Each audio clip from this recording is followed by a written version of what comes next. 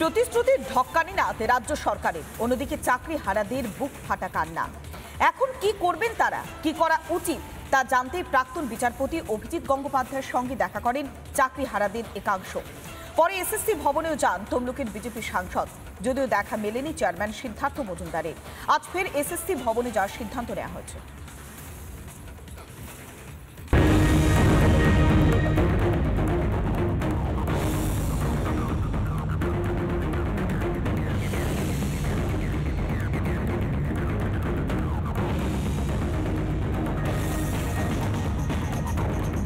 যোগ্য প্রার্থী তারা চাকরি হারিয়েছেন, আর সেইটাকে কেন্দ্র করে মুখ্যমন্ত্রী বিভিন্ন রকমের খেলা খেলছেন, ভাওতাবাজি দিচ্ছেন। এইটা আর মেনে নেওয়া যাবে না।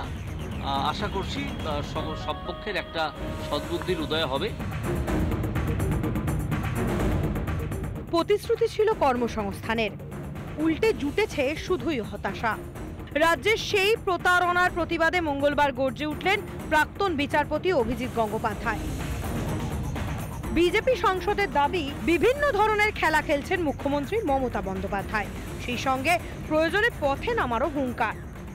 মুখ্যমন্ত্রী বিভিন্ন রকমের খেলা খেলছেন, ভাওতাবাজি দিচ্ছেন। এইটা আর মেনে নেওয়া যাবে না। আশা করছি সব পক্ষের একটা সদ্বুদ্ধির উদয় হবে, আর না হলে অন্য রাস্তা তো খোলা আছে, তখন দেখা যাবে। রাজ্য সরকার বিভিন্ন রকমের ভাওতা দিয়ে এই আন্দোলনটা যে দানা পাকাচ্ছে, এটাকে ভেঙে দেওয়ার চেষ্টা করছে। আমি বুঝতে পারছি যে মমতা ব্যানার্জির আদেশেই এই মিরর ইমেজটা প্রকাশ করা হচ্ছে না, অথচ স্কুল সার্ভিস কমিশন ইচ্ছে করলে বিদ্রোহ করতে পারে। বিদ্রোহ করতে হবে কোনো জায়গাতে প্রয়োজন, ঠিক আছে। মমতা ব্যানার্জি তো ইন্দিরা গান্ধী নন। ইন্দিরা গান্ধীর সঙ্গে বিদ্রোহ করে জগজীবন নাম বেরিয়ে এসেছিলেন। মমতা ব্যানার্জি তার লোকের যোগ্য নন। এইরকম একজন মানুষের সঙ্গে বিদ্রোহ না করার কি আছে। সোমবার ইন্ডোর স্টেডিয়ামে মুখ্যমন্ত্রীর সঙ্গে বৈঠক চাকরি হারাদের। পরদিনই সদ্য চাকরি হারারা দেখা করেন প্রাক্তন বিচারপতি তথা বিজেপি সাংসদ অভিজিৎ গঙ্গোপাধ্যায়ের সঙ্গে। এই 23 লক্ষ যারা পরীক্ষার্থী ছিলেন তাদের সমস্ত ডেটা কপি মিরর ইমেজ ওনার কাছে রয়েছে। আচ্ছা, এই কথা তারপরে উনি প্রকাশ করছেন না। তো আমরা যখন বলি যে এটা প্রকাশ করা হচ্ছে না কেন, আপনি যদি এটা প্রকাশ করে দেন তাহলে অনেকটাই সুবিধা হবে। তো উনি বললেন যে কোর্টের অর্ডারের ভিত্তিতে আমরা মিরর ইমেজগুলো ওএমআর সিট হিসেবে প্রকাশ করেছিলাম।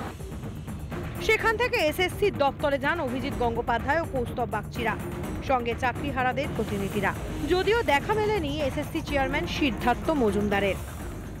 আমি যাদের সঙ্গে কথা বললাম তারা সকলেই আমার পূর্ব পরিচিত। তাদেরকে জানিয়ে গেছি কি কমিউনিকেট করতে হবে চেয়ারম্যানকে, এবং যে পুলিশ অফিসার ছিলেন তাকেও বলে গেছি যে আপনি চেয়ারম্যানকে একটু খবর দিন, আমরা কালকে আসবো। আবার একটা অ্যাপয়েন্টমেন্ট হয়ে যাক, আমরা কালকে এসে 5-6 জন গিয়ে ওনার সঙ্গে কথা বলে আসবো যে মিরর ইমেজটা যাতে পাবলিশ করা হয়, এবং এই পাবলিশ যারা করতে দিচ্ছেন না তাদের বিরুদ্ধে গিয়ে এবার এই স্বশাসিত সংস্থাকে কাজটা করতে হবে।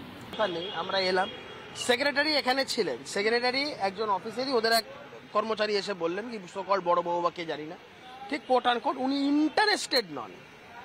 একজন পার্লামেন্টের একজন এমপি, লোকসভার সদস্য, তিনি এসছেন কোনো রাজনীতি করার বিষয় নিয়ে নয়, এসেছেন যোগ্য চাকরি হারাদের হয়ে কথা বলতে, এবং আমরা সমাধান সূত্র খোঁজার জন্য এখানে এসেছি।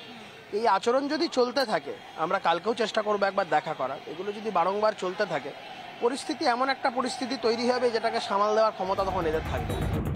মঙ্গলবার না হয় এড়ানো গেল, কিন্তু এভাবে কতদিন? বুধবার ফের এসএসসি দপ্তরে যাওয়ার কথা রয়েছে অভিজিৎ কৌস্তবদের। তাদের মুখোমুখি হবেন চেয়ারম্যান, নাকি ফের রণে ভঙ্গ দেবেন সিদ্ধার্থ মজুমদার? রিপাবলিক বাংলা। নানা ধরনের কন্টেন্ট দেখার জন্য লাইক করুন, শেয়ার করুন আমাদের ফেসবুক পেজ, সাবস্ক্রাইব করুন আমাদের ইউটিউব চ্যানেল। পাশাপাশি অন্যান্য ব্রেকিং নিউজের জন্য অবশ্যই চোখ রাখুন রিপাবলিক বাংলায়।